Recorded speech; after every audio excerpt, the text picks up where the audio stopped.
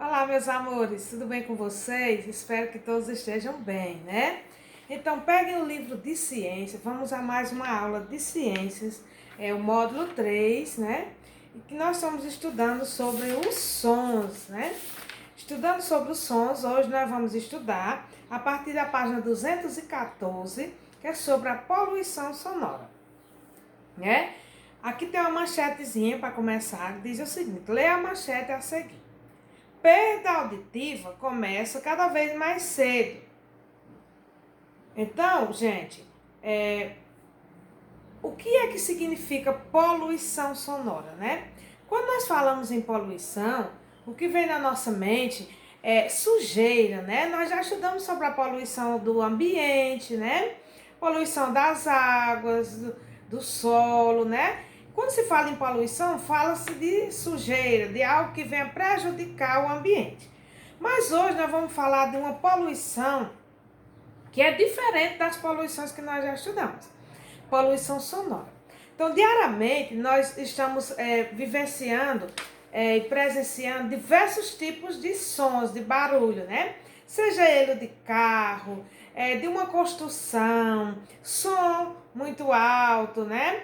Barulho de diversas maneiras, né? Que nós estamos expostos todos os dias, né? Bares, ambulância, sirene de ambulância. São vários sons que nós estamos vivenciando diariamente. E na maioria das vezes, o som em excesso, ele vai causar a poluição sonora. Ou seja, um problema de audição, né? Que nós vamos adquirir com o decorrer do tempo, se a gente estiver muito exposto a muito barulho, a muitos sons, a sons que venham prejudicar a nossa audição. Em nosso cotidiano, nós somos expostos a sons que fazem bem, né? E a sons que não fazem bem. Esses sons em excesso, chamada poluição sonora, né? Então, aí na página 215, tem uma tabelinha que diz: os sons apresentam diferentes intensidades. E veja, então tem aqui do toque de um relógio, fogos de artifício. Tá mostrando nessa tabelinha, que vocês podem ler depois, a intensidade de som causado por cada um desses objetos ou o que vem a ocorrer, né? Então, tem sons que são em alta, né? Diferente dos outros que a gente escuta normalmente com calma. Existem sons que são diferente intensidade, né? Com intensidade maior, esse som ele vem causar um prejuízo, né?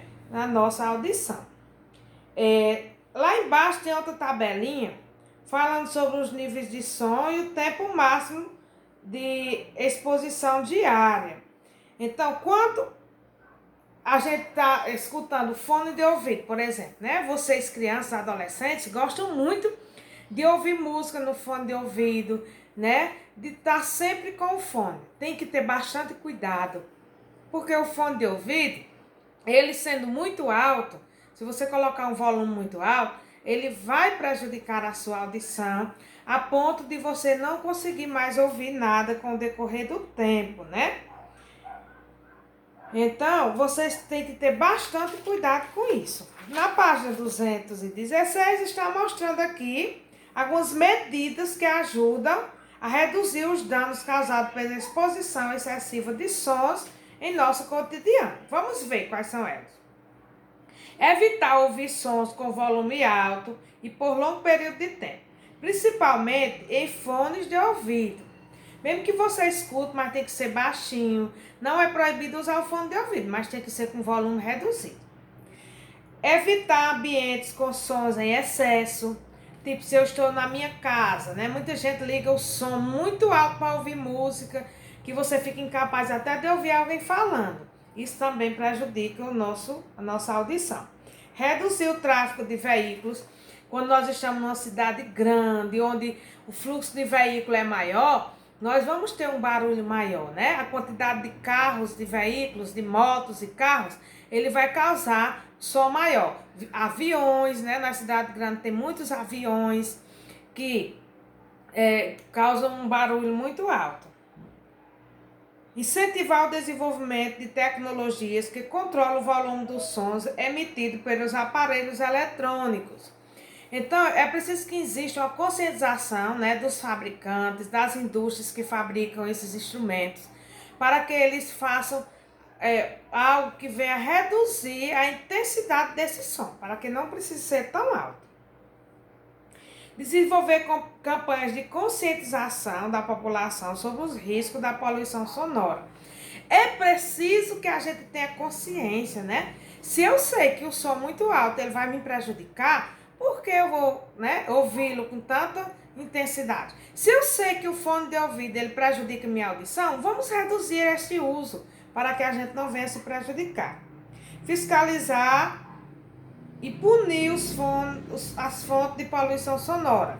Como assim fiscalizar? Se eu tenho um vizinho que coloca som muito alto ou provoca algo que venha causar barulho, que venha me prejudicar, eu tenho que denunciar, eu tenho que fiscalizar, eu tenho que reclamar para que esse problema venha diminuir. Usar protetores auricelulares. Então, é um protetor de ouvido. Acho que vocês já viram que os cantores, quando eles estão fazendo show, eles têm um aparelhozinho no ouvido, né? Ali não é um fone de ouvido.